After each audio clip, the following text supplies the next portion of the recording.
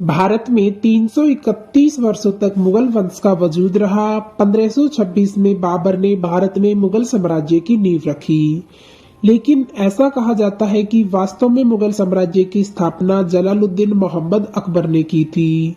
अकबर ने 1556 से 1605 तक भारतीय महाद्वीप पर शासन किया था।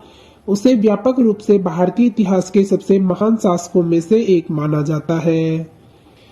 अकबर को लेकर आज लोगों के मन में अलग अलग विचार हैं।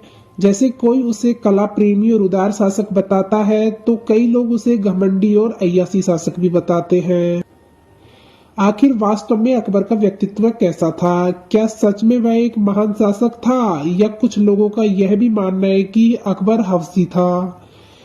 इतिहासकारों के अनुसार अकबर का जन्म 15 अक्टूबर 1542 को हुआ था। उसके बचपन का नाम अब्दुल फतेह जलालुद्दीन मोहम्मद था। बादशाह अकबर मुगल साम्राज्य की नींव रखने वाला बाबर का पोता और हुमायूं का बेटा था। 16 वर्ष की उम्र में ही अकबर मुगल साम्राज्य का अधिकारी बना। दिल्ली की गद्दी पर अधिकार वापसी के लिए सिकंदर शेर शाह सूरी से चल रहे युद्ध के दौरान ही 14 फरवरी 1556 को अकबर का राज तिलक हुआ था। अकबर का राज तिलक उसके सेनापति बैरम खान ने किया। अकबर के राज तिलक के लिए एक खास मंच बनवाया गया था। कहा जाता है वह मंच आज भी है। अकबर ने अपने शासनकाल के दौरान लगभग 36 प्रमुख अभियान और लड़ाइयां लड़ी, जिसमें घरेलू और विदेशी दोनों युद्ध शामिल थे। अकबर द्वारा लड़े गए कुछ महत्वपूर्ण युद्धों में पानीपत की लड़ाई, हल्दी घाटी की लड़ाई और चित्तौड़ की घेराबंदी शामिल है। 1556 में पानीपत का दूसरा युद्ध अकबर और उत्तर भारत के हिंदू शासक सम्राट हेमचंद्र विक्रमादित्य के बीच लड़ा गया, जिसमें अकबर जीत गया। हल्दी घाटी का युद्ध 18 जून 1576 को मेवाड़ के महाराणा प्रताप का समर्थन करने वाले घुड़सवारों और मुगल सम्राट अकबर की सेना के बीच लड़ा गया था। अकबर को इतिहास में सबसे सफल मुगल शासक के रूप में जाना जाता है।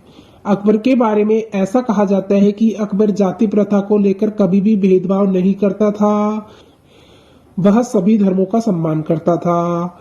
वह एक ऐसा राजा था जिसने दोनों धर्म हिंदू और मुस्लिम को स्वीकार किया।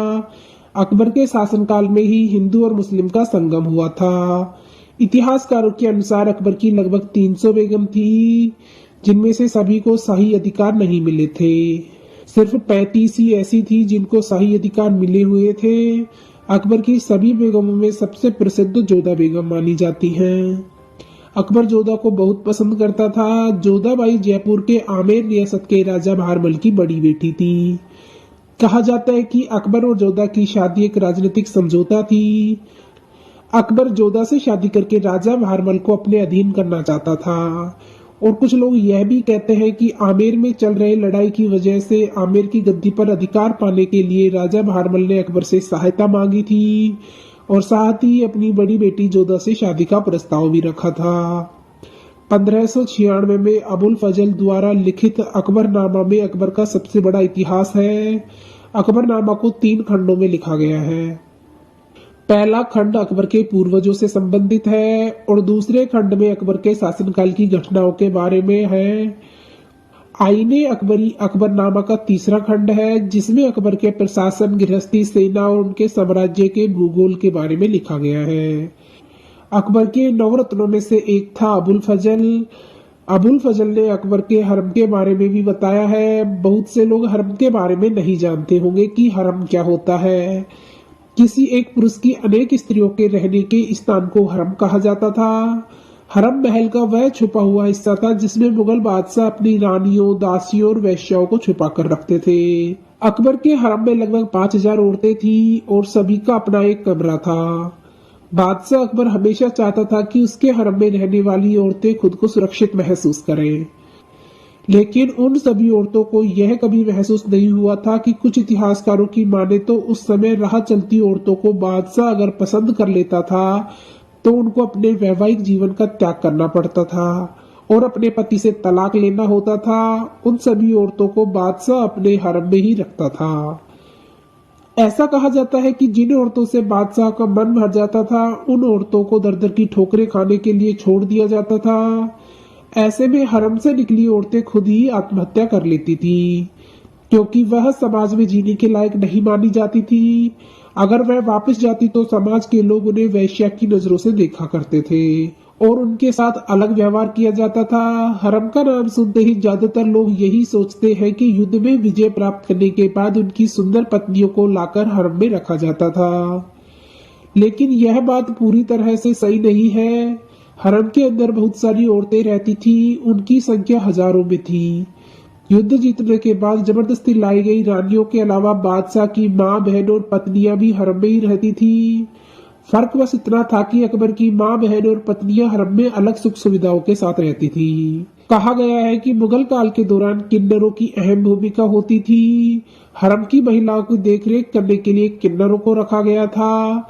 हरम में बहुत ही सुंदर औरतों को रखा जाता था और जाहिर सी बात थी, जहां इतनी सारी औरतें होंगी वहां किसी न किसी की गंदी नजर जरूर पड़ेगी। हरम में लाए गए औरतों के पतियों को मारकर उन्हें दासी बनाकर लाया जाता था, तो कुछ औरतों को जबरदस्ती उठाकर लाया जाता था। ऐसे में बादशाह को हमेशा डर लगा रहता था कि यह सभी औरतें उसके खिलाफ बगावत ना करें। बादशाह इतनी सारी औरतों के साथ शारीरिक संबंध नहीं बना सकते थे और उनकी पत्नियां भी चाहती थी कि बादशाह उनके साथ ही रहे। बाकी जितनी हरम की औरतें थी उन्हें भी सहवास की इच्छा जरूर होती। ऐसे में बादशाह को डर था कि सहवास के चलते दासियां और रानियां कहीं अपने प्रेमियों को यहाँ ना बुला ले या किसी सैनिक के साथ शारीरिक संबंध ना बना ले। उसके लिए बादशाह ने एक अलग सेना बनाई जो किन्नरों की सेना थी। किन्नर औरतों के साथ शारीरिक संबंध नहीं बना सकते थे, इसलिए बादशाह ने किन्नरों को हरम की देखरेख के लिए रखा था। अकबर की चित्तौड़ विजय के बारे में अबुल फजल ने लिखा है कि अकबर के आदेश अनुसार 8000 राजपूत योद्धाओं को बंदी बना लिया गया था और बाद में अकबर ने उन योद्धाओं को मरवा दिया। उनके साथ ही 40,000 किसानों की हत्या करवा दी गई। उनमें 3000 बच्चे और बूढ़े थे। बैरम खान जो अकबर के पिता जैसा था और उसका संरक्षण था, अकबर ने उसकी हत्या करवाकर उसकी पत्नी से शादी कर ली और उन्हें अपने साथ हरम में रख लिया। अकबर ने जजिया कर खत्म कर दिया। जजिया एक प्रकार का संपत्ति कर था। इसे मुस्लिम राज्य में रहने वाले गैर मुस्लिम जनता से वसूल किया जाता था। मुगल काल के दौरान मुस्लिमों को छोड़कर अन्य कोई भी धर्म के लोग रहते थे, उन्हें यह कर भरना पड़ता था।